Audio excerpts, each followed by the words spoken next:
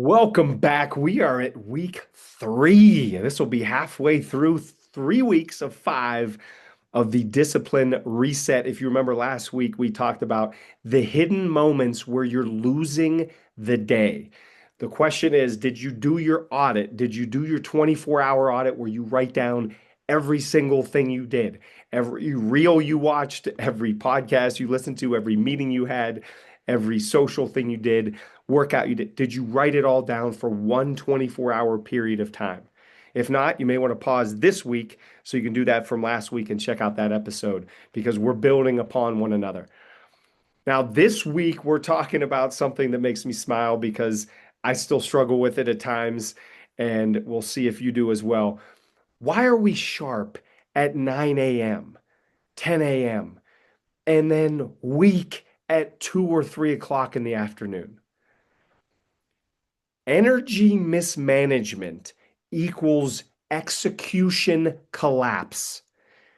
Energy mismanagement equals execution collapse.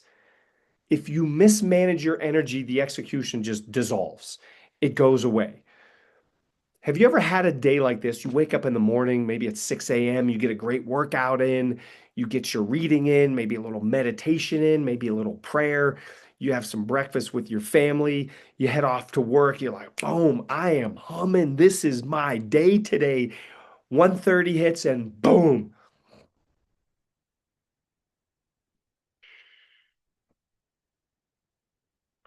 Then you're dead tired, right?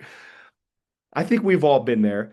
We slump over at the desk between what, 12:30 and 3 o'clock, somewhere in there. We may end up worthless for an hour or two. We have to fix this. We have to fix this as high performers, high achievers. I have my time where I think best and probably act best early in the morning and in the morning time frame.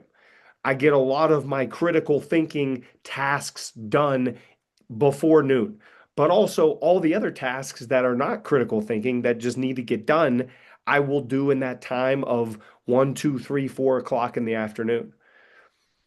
And I'm going to give you two quick solutions that really I think are tied into one another to not have that execution collapse. Because if you're in the sales world, you need to be making the phone calls. You need to be setting up the meetings. You need to be sending the emails. I need to be doing that as well. I can't say, well, I'm going to go hard from 8 a.m. to noon and then bam, then the wheels fall off and that's it. No, there's another segment of the day there that we have a potential to make progress in our goals, in our lives, with our relationships, with our business.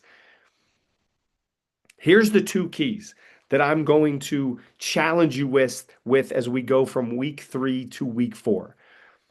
The first key is so simple. It is so simple, which is this.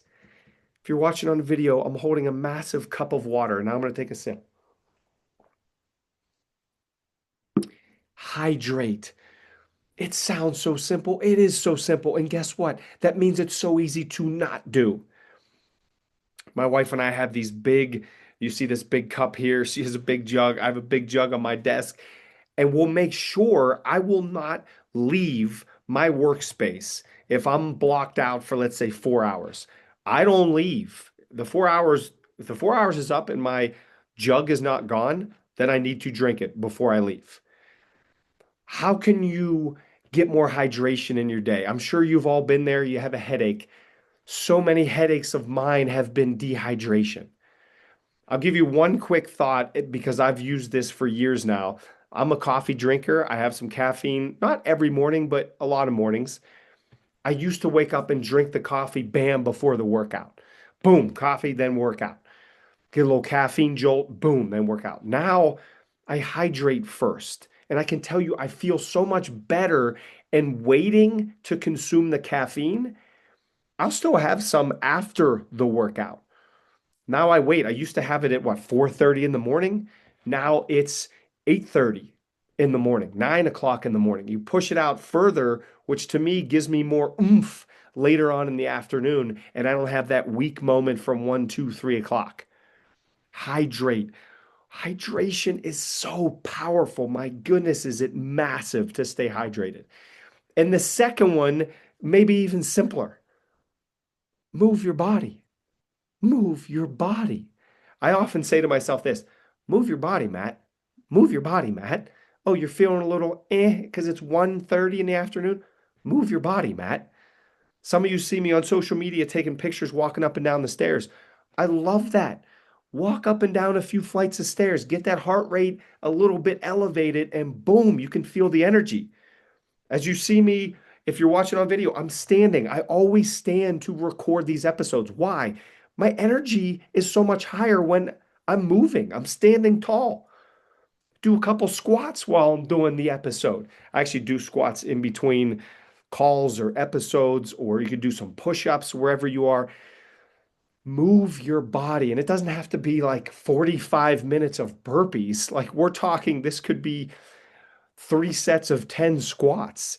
If you're in the right environment, you knock out some jumping jacks. Extra points if you knock out some jumping jacks and you're in the wrong environment and there's people watching you and you're, banging out jumping jacks as you're in a suit or you're wearing a nice collared shirt while you're at work.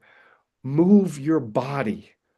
If we get our bodies moving, that creates more energy and it'll remove the slump. And I'll even take it so far as this. I'm not saying to do it once. You could do it if you know your slump is between 1 and 3. Maybe at 12:50, you set your alarm.